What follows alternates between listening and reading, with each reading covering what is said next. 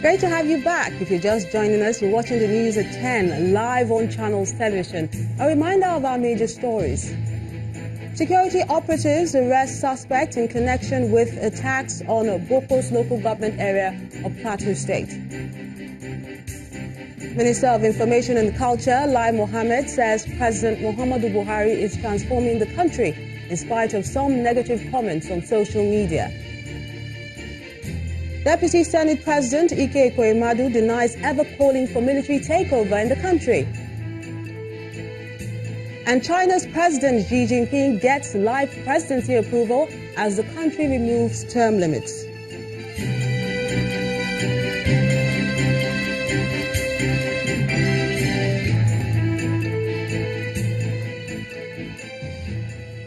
For more on our top stories and others, just check out our website. It's channelstv.com and on youtube.com/channelsweb. You can also watch us on your mobile device via your browser or download the Channels TV app for Android, iOS and Windows devices from their respective stores. And besides giving you access to news and updates on the go, the Channels TV and Channels 24 app has an eyewitness feature so you can use to share those pictures, videos or news of happenings around you. Just install the app, then tap and swipe to reveal the menu and follow the instructions. To energy matters now. The Department of Petroleum Resources, DPR, is sticking to its guns on keeping airing petrol stations and oil marketers from shortchanging the public by selling petrol above the approved pump price. In Oyo and Delta states, the DPR sealed stations and held a meeting with depot owners to discourage sharp practices. Trailers, tankers, parked inappropriately on the shoulder of the Warri-Afuru Expressway, constituting a danger to the area because of the flammable nature of the product they're trying to get from the depots. At this meeting of the Department of Petroleum Resources, the DPR in Delta State, as well as private depot owners, issues of industrial parks, tank farms, and other issues are raised by the depot operators. Is there any practical steps that this congregation can take or look into as to how that road particularly can be properly structured? It looks as if the truck has taken over everywhere. For the DPR, the quality of product, safety and availability cannot be compromised. We ensure safety in our operations. We ensure that the highways and the byways are made free for traffic movement at the various depot outlets. We cannot be doing business and obstruct free flow of traffic for other, people that are also pursuing their own businesses. In Oyo State, the DPR continues to seal airing petrol stations where fuel is sold above the approved pump price. The agency says they have the power to revoke licenses of offenders. All we are concerned is every filling station owner must, I repeat, must sell petrol at 145 naira per litre. Government has not increased the price, so we cannot allow marketers to fix their price arbitrarily. The Department of Petroleum Resources has warned marketers to stop selling above the pump price, as there is no reason to do that, even as it calls on members of the public to refuse to buy above the approved pump price of petrol and keep reporting defaulters.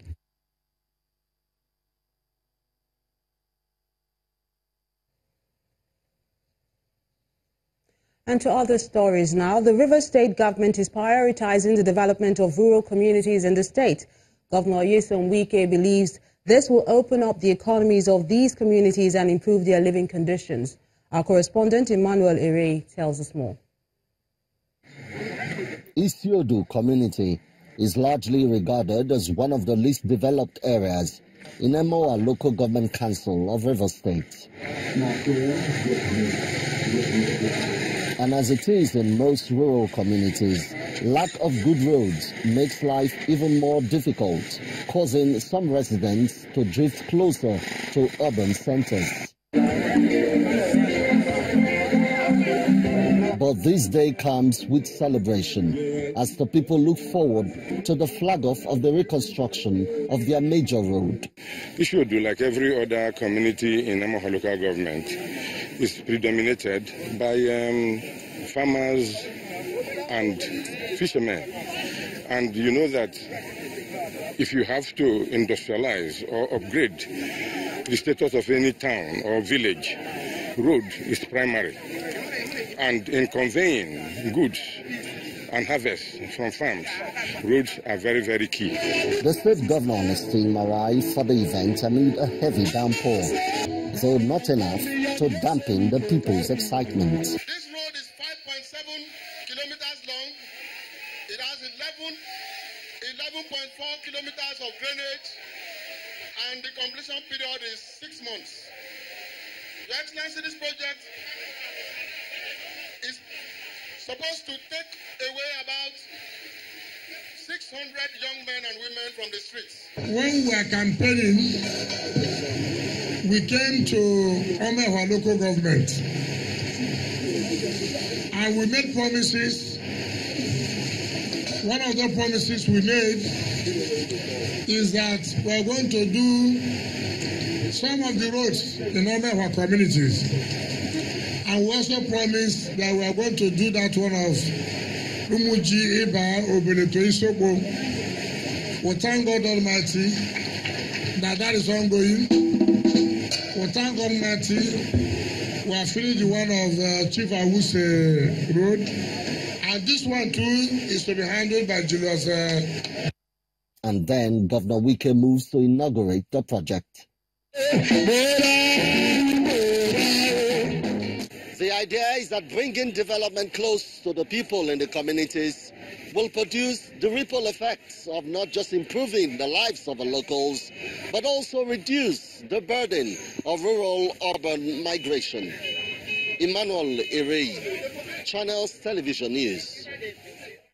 Let's go back to energy matters now. To give us more perspective on petroleum products importation into the country, we're being joined on the news at 10 by Channels Television's data analyst, Babajide Ogusonwo. You're welcome.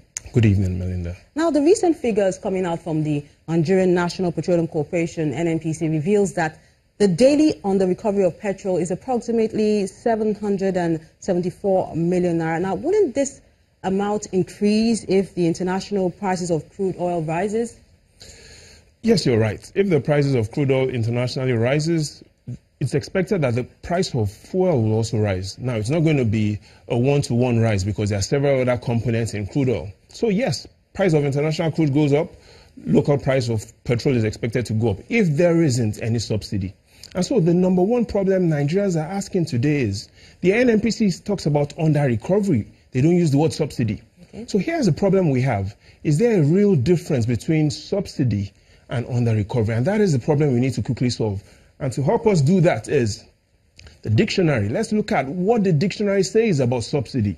And if we pick up this Oxford's dictionary, we'll see it here. Subsidy, it's a noun, money granted to support an industry and thus keep prices down.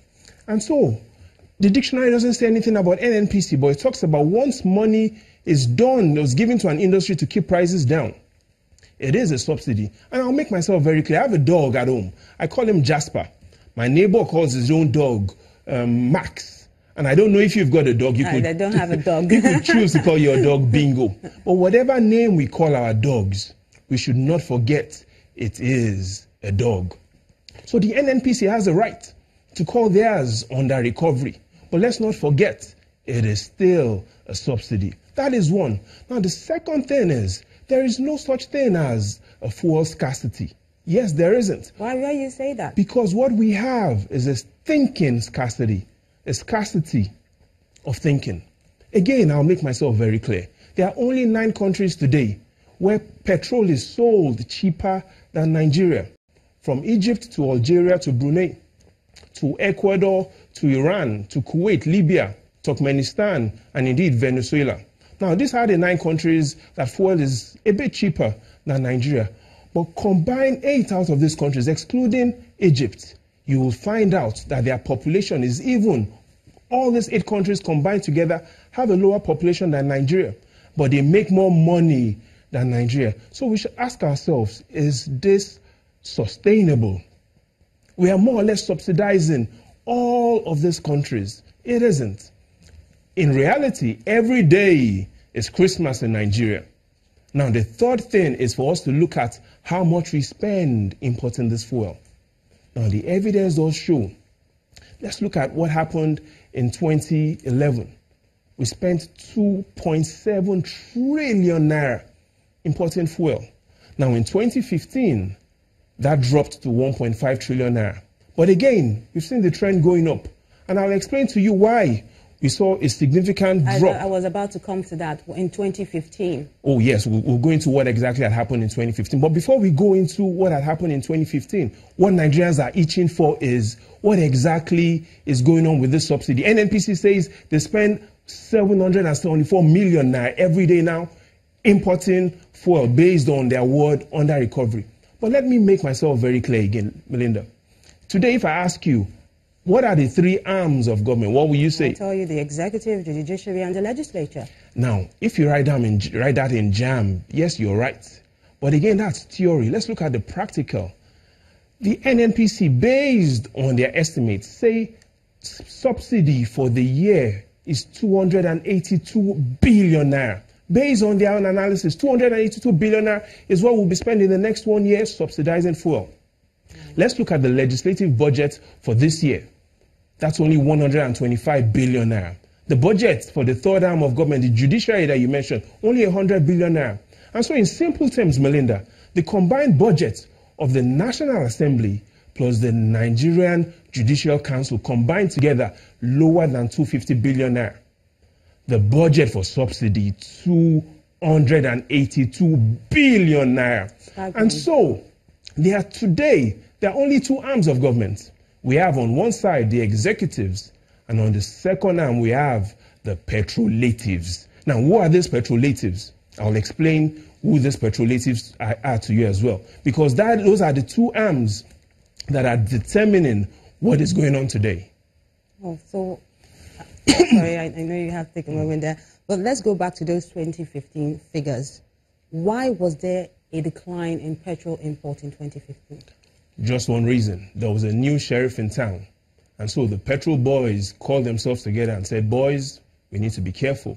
We're not too sure if this subsidy shenanigans will continue or will it not. And so even though 2015, the economy grew by 2.1% based on the facts from the NBS, we saw a reduction in consumption of imported fuel because the petrol boys didn't know what would happen. But here is the phenomenal thing. In 2016, even though there was a recession in 2016 and the economy shrunk by 1.6%, petrol import grew again in 2016. And so we should ask ourselves, what exactly is going on? 2015, the economy grew, petrol importation declined. 2016, the economy shrunk, and then petroleum imports increased. Again, there are a lot of shenanigans going on in the petroleum industry. Well, do you think smuggling has anything to do with this? There are several ways we could look at this, Melinda. Again, the World Bank gives us estimates as to the number of cars around us. So they say in Benin, there are approximately 250,000 cars. They say in Cameroon, by our rights, there are approximately 350,000 cars. Between Niger and Chad, they say approximately another 250,000 cars. In simple terms, what the World Bank is saying is all around Nigeria, there are less than 1 million cars. Less than 1 million. But the NBS gives us the figures of how many cars we have in Nigeria, 11.5 million cars.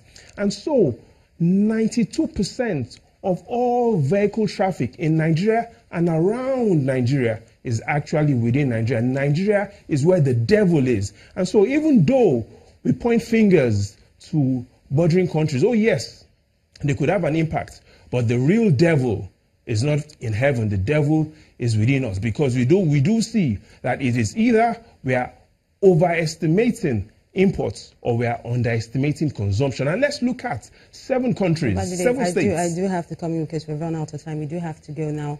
Thank you so much for sharing your thoughts. But you know, Melinda, in the final analysis, the world restlessly waits. What will Muhammadu Buhari do to petrol prices? Let's see what happens. Thank you so much, Channel TV's data analyst, Babajide Ogusanwo. And when the News at 10 returns, motorists and residents of Ndi-Oji and Ndi-Ukirike in Abia State call on the state government to complete their abandoned projects. Details in a moment. Hello and welcome.